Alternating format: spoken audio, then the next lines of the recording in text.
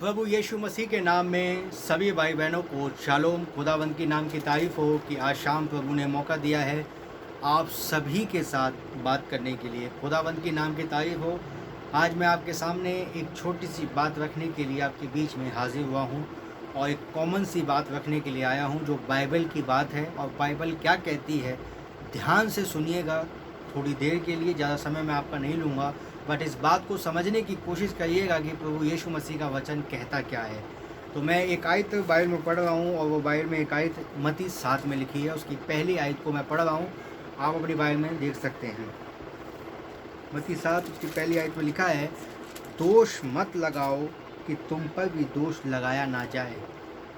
इस आयत को मैंने और आपने कई बार पढ़ा होगा और कई बार सुना होगा। मैं और आप अच्छी तरह इस आयत से वाकिफ़ हैं और हम अच्छी तरह जानते हैं इस आयत का मतलब क्या है। इतनी बात आपके समझ में आ गई होगी ना। लेकिन यहाँ पर एक बाइबल एक बात कह रही है और वो ये कह रही है कि दोष मत लगाओ। ये तो हमने सुना है कि दोष मत लगाओ कि तुम पर भी लगाया ना जाए, लेकिन एक बात समझने की कोशिश करिए जो मैं आज रखने आया हूँ। वो ये है कि बाइबल ये कह रही है कि दोष मत लगाओ कि तुम पर भी दोष लगाया ना जाए। इसका मतलब ये है कि जब आप दोष लगाते हैं तभी आप पर दोष लगेगा। इसका उलट भी समझिए, मैं उलट दिखाने आया हूँ थोड़ी देर के लिए। जब आप दोष लगाएंगे तो ऑटोमेटिक ये सिस्टम होगा कि आप पर भी दोष लगाया जाएगा। अब वो किस तरीके का दोष होगा वो मैं नहीं जानता, ना वो कोई व्यक्ति जानता है, ना वो जानता है कि वो किस तरीके का होगा। लेकिन जिस तरीके से आप लगाते हैं, जैसे कि आगे मैं पढ़ूँ बाइबल में आगे क्या लिखा है, जिस प्रकार से तुम दोष लगाते हो उसी प्रकार तुम पर भी लगाया जाएगा। ना ये आज्ञा है खुदाबंद की कि वो कहना क्या चाह रहे हैं। वो ये कहना चाह रहे हैं कि जिस तरीके से तुम लगाते हो, जिस तरीके से तुम करते हो, उसी तरीके से तुम्हारे लिए किया जाएगा। जिस तरीके से तुम दोष लगाते हो, तरीका भी नोट कर लीजिए। फिर मैं बोल रहा हूँ, जिस प्रकार तुम लगाते हो उसी प्रकार लगाया जाएगा।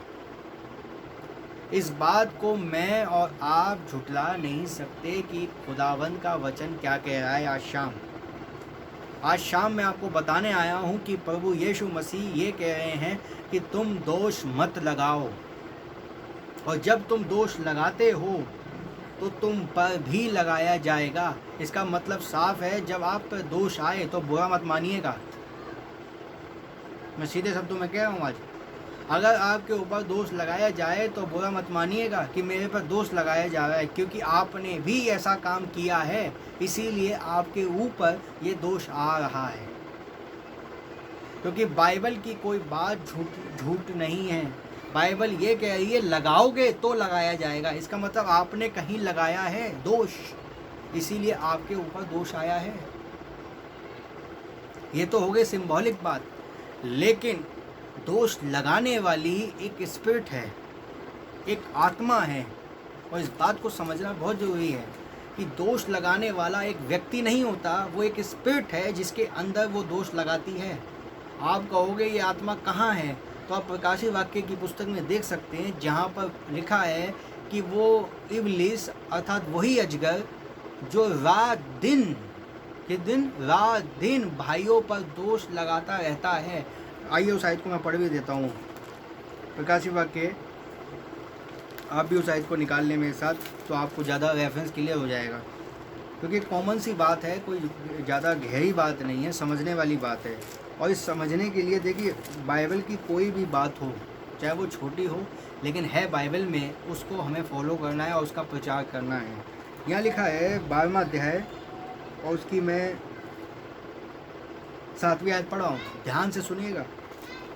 प्रकाशित वाक्य 12 अध्याय उसकी 7वीं आयत में लिखा है, फिर स्वर्ग में लड़ाई हुई और मिकाएल और उसके स्वर्गदूत अजगर से लड़े, और अजगर और उसके दूत भी लड़े, परंतु प्रबल ना हुए और स्वर्ग में उनके लिए फिर जगह ना रही। तब वह बड़ा अजगर अर्थात वही पुराना सांप जो इब्लिस भी कहलाता है और सारे संसार का भरमाने वाला है, पृथ्वी पर गिरा दिया गया और उसके दूत उसके साथ गिरा दिए गए। फिर मैंने स्वर्ग से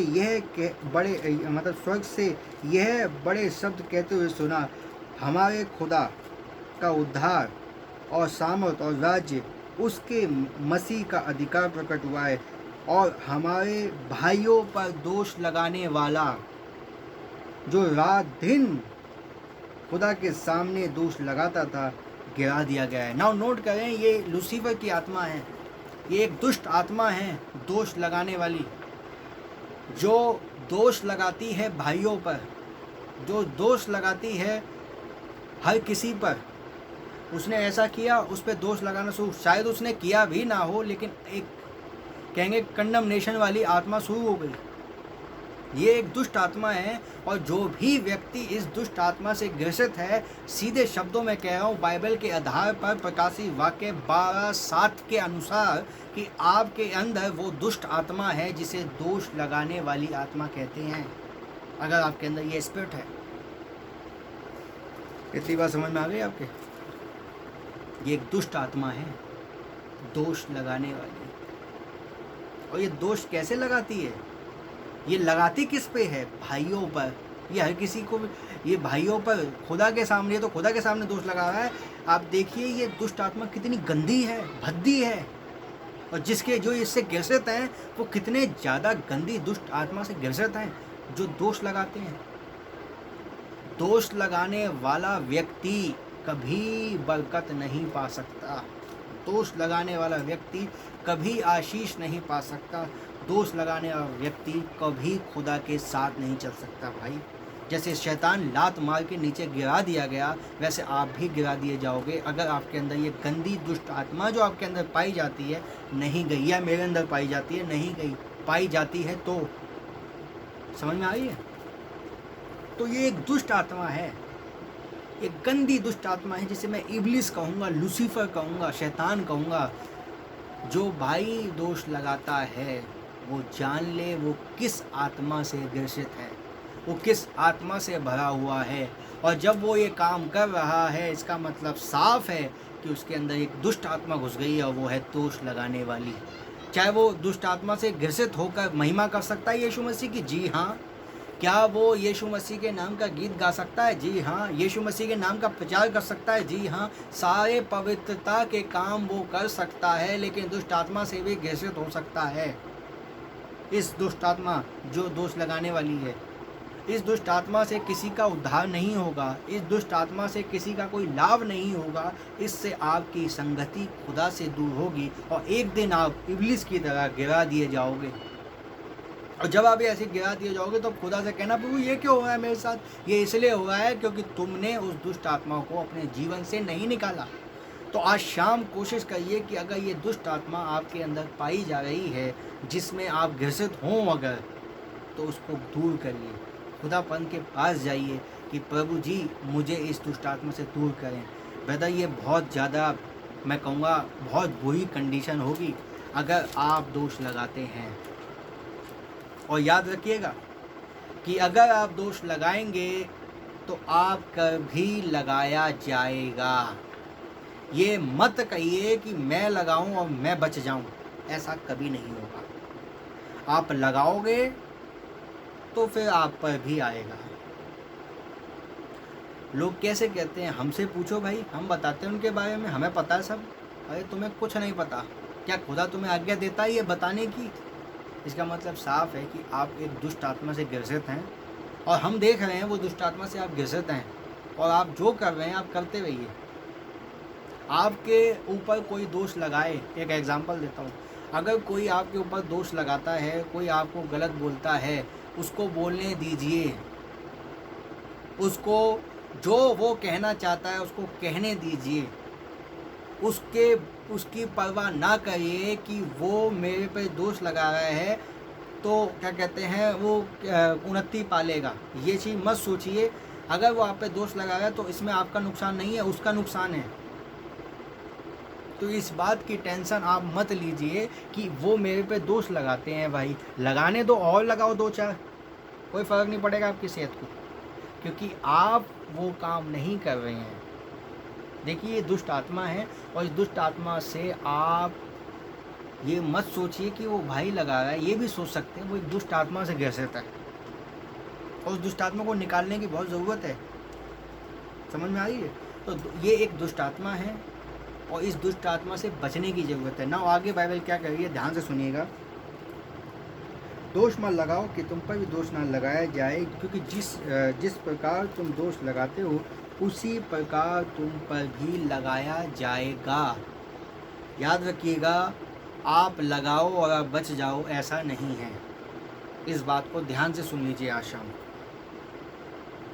और जिस नाप से तुम नापोगे उसी से तुम्हारे लिए भी नाप दिया जाएगा। जिस नाप से तुम नापोगे दूसरों को उसी से तुम्हारे लिए नाप दिया जाएगा। ये मत सोचना कि मैं बहुत धर्मी बन गया हूँ, मैं तो पंडित बन गया हूँ, अब मैं तो बहुत धार्मिक बन गया हूँ, मत सोचिएगा। बाइबल ये कह रही है कि जिस रीति से तुम बोलोगे उसी रीति से तुम्हारे साथ होगा। जिससे तुम दूसरे व्यक्ति को, आप इसका मतलब पवित्र हैं, इसका मतलब ये नहीं कि आप दूसरे पे दोष लगाना शुरू कर दें मिस्टर। इस बात को समझिए। आप पवित्र हैं, आप पंडित हैं, आप कुछ भी हों, लेकिन आप दोष नहीं लगा सकते बाइबल के अकॉर्डिंग। मैं पंडित किसी धार्मिक व्यक्ति को नहीं बोल रहा हूँ, इस बात को समझने की कोशिश करिए। मैं एक आत्मा को बोल रहा हूँ जो अपने आप को पवित्र समझती है, मैं उसकी बात कर रहा हूँ। तो उस बात को समझने की कोशिश करिए कि बाइबल के अनुसार यदि आप दोष लगाते हैं तो आप एक दुष्ट आत्मा से ग्रसित हैं, आप करिएगा। और यदि आप उस दुष्ट आत्मा से ग्रसित हैं तो आप कभी बरकत नहीं पा सकते, कभी आशीष नहीं पा सकते, वहीं के वहीं रहेंगे आप। और आप सोचेंगे मैं बहुत आगे बढ़ गया हूँ। आपको ये नहीं पता आपके जीवन में कुछ भी बरकत नहीं है, क्योंकि आप दोष लगाते हैं। दोष लगाने वाली आत्मा बड़ी गंदी दुष्ट आत्मा है ये, बहुत ज़्यादा, जो रात दिन भाइयों पर दोष लगाती है, रात दिन। उसको इतना सोचिए कितनी गंदी दुष्ट आत्मा है ये, जो रात दिन एक ही काम करती रहती है। इसका काम देखिए, नोट करिए कि कितना ज़्यादा बिजी दुष्ट आत्मा है ये, जो 1 मिनट का रेस्ट भी नहीं लेती और सीधा एक ही काम है उसका, रात दिन day night day night day night, सिर्फ एक चीज़, दोष लगाना दोष लगाना दोष लगाना, सिर्फ एक काम है इसका। तो ऐसी भद्दी दुष्ट आत्मा से आपको बचने की ज़रूरत है, इस शैतान की आत्मा से बचने की ज़रूरत है और इसको दूर भगाने की ज़रूरत है अगर आप इससे ग्रसित हैं। इतनी बात समझ में आ गई हो, गॉड ब्लेस यू। अगर नहीं आई है तो खुदा आपको फजल दे, बुद्धि दे, समझ दे। और इतनी बात ज़रूर समझिएगा कि दोष लगाने वाला ये ज़रूर जान ले कि उस पर भी उसी प्रकार लगाया जाएगा। आगे मैं पढ़ रहा हूँ, तू क्यों अपने भाई की आंखों का तिनका देखता है? क्या तुझे अपनी आंख का लट्ठा नहीं दिखता? अपनी गलतियाँ नहीं दिखती? अपना नेचर नहीं दिखता? अपना स्वभाव नहीं दिखता? अपना बिहेवियर नहीं दिखता? क्या ये चीज़ें अपनी नहीं दिखती, दूसरों की दिखती हैं? आज मैं बताऊं, आपके विरोधी हो सकते हैं 50 विरोधी होंगे, मेरे भी हैं, जो मेरे बारे में बोलते रहते हैं बहुत कुछ। मुझे तो एंटी क्राइस्ट बोलते हैं, मुझे तो अविश्वासी बोलते हैं लोग। क्या मैं उनकी परवाह करता हूँ? मैं तो नहीं करता परवाह, बोलने दो। ये उनका डिसीज़न है कि मैं एंटी क्राइस्ट हूँ, ये उनका डिसीज़न है कि मैं अविश्वासी हूँ। ये खुदा का डिसीज़न तो ही ना आ गया भाई। तो खुदा का डिसीज़न अलग है, मनुष्य का डिसीज़न अलग है। मनुष्य आपके बारे में बोल रहा है आप ऐसे हो, आप ऐसे हो, आप बोलने दो, नो डाउट, क्योंकि वो उनका डिसीज़न है, खुदा का डिसीज़न नहीं है। वो खुदा नहीं लगाए, खुदा जजमेंट नहीं, वो जज नहीं है, खुदा जज है, तो खुदा न्याय करेगा। कोई क्या बोल रहा है बोलने दो, उसकी परवाह ना किए हुए आगे बढ़ो और सोचो मत उस विषय पर। बहुत से बोलते होंगे और बोलते हैं, इसका मतलब ये नहीं है कि अगर आप वचन में चल रहे हो, याद रखना वचन में जब आप ज़्यादा चलोगे तभी आपके साथ ऐसी दुष्टात्मा आपको दिखेंगी जो आप पे दोष लगाएंगी, जो आपके नेचर को, पुराने नेचर को याद दिलवाएंगी, जो आप पर दोष लगाने वाला काम करेंगी। उस समय आपको क्या करना है? उस समय सिर्फ आपको एक काम करना है, वो ये करना है उस समय उस बात को इग्नोर करना है, उसको इग्नोर कर दो। उनको ये बोलो, अगर वो बोलें तो ये बोलो हमें नहीं पता, हमें सिर्फ खुदा के वचन के बारे में जानना है, हमें सिर्फ खुदा की बातों को जानना है, हमें उस आत्मा की ओर नहीं देखना है, हमें लोगों की तरह एक आपको एग्जाम्पल देता हूँ, एग्जाम्पल ध्यान से सुनिए। जब कभी आप गली से निकलते हैं, किसी भी गली से आप जाते हैं, आपको पता होगा बहुत से कुत्ते भौंकते हैं, गलियों में होते हैं ना आजकल, कुत्ते भौंकते हैं, रात में समय में हम आते हैं तो कुत्ते भौंकते हैं। तो जब कुत्ते भौंकते हैं तो क्या आप क्या करते होंगे? आप चुपचाप निकल जाते होंगे, या आप भी ये काम करते हैं कि आप भी कुत्तों की तरह भौंकना शुरू कर देते हैं? नहीं जी, मैं तो नहीं करता। जब कुत्ते रास्ते में कभी भौंकते हैं कोई गली वली में, तो कुत्तों का काम है, स्वभाव है उनका भौंकना, कुत्तों का स्वभाव है भौंकना। लेकिन जब गली से आप निकलेंगे तो आपको चुपचाप निकलना है, लेकिन उनकी तरह भौंकना शुरू नहीं करना है। क्यों नहीं? इसलिए क्योंकि आप जानते हैं मैं वो नहीं हूँ। तो इसी तरीके से मैं एग्जांपल दे रहा हूँ, यदि कोई आपके बारे में कुछ बोल रहा है उसको बोलने दो, आप उसकी तरह वैसे मत बन जाओ, आप उसकी तरह वैसे मत बनो जैसा वो है, क्योंकि अगर आप वैसे ही बन जाओगे जैसा वो है तो फिर आप वही बन गए जो वो था। इसलिए अपने आप को उस चीज़ में, उस कंडीशन में, जब आपके विरोध में कोई हो रहा है, कोई बात बोल रही है, कोई आपको कंडमनेशन ला रहा है, कोई आपकी बहुत ज़्यादा बेइज्जती कर रहा है, करने दो भाई, कर ले, 2 बेइज्जती और कर। लेकिन एक बात याद रखना, ये तुम्हारा डिसीज़न है, खुदा का नहीं। प्रभु का डिसीज़न अलग है। आगे पढ़ रहा हूँ मैं, नहीं दिखता, इकट्ठा नहीं दिखता। तू अपने भाई को कैसे कह सकता है, ला मैं तेरे आँख का तिनका निकाल दूँ? कैसे कह सकता है जब तेरे ही लट्ठा घुसा हुआ है आँखों में, तो दूसरे का तिनका निकाल रहा है? कैसे कह सकता है? अगली बात, हे कपटी, तू पहले अपनी आँख का लट्ठा निकाल, तब तू अपने भाई की आँख का तिनका भली भांति निकाल पाएगा। नाउ बाइबल क्या कह रही है, इस बात को ध्यान से सुनिए। मैं टिप्पणियाँ इन चीज़ों में नहीं दे रहा हूँ क्योंकि आपको सब पता है, बस एक आत्मा के बारे में बताने आया था आज। पवित्र वस्तु कुत्तों को ना दो, बाइबल कह रही है, और अपने मोती सुअरों के आगे मत डालो, ऐसा ना हो कि वे उन्हें पाँव तले रौंदें और पलट कर तुम्हें ही फाड़ डालें। तो कहने का मतलब क्या है कि आपको अपना जीवन ऐसे जीना है जैसे मसीह ने जिया। आपको ऐसे अपने जीवन को व्यतीत करना है जैसे प्रभु यीशु मसीह ने किया।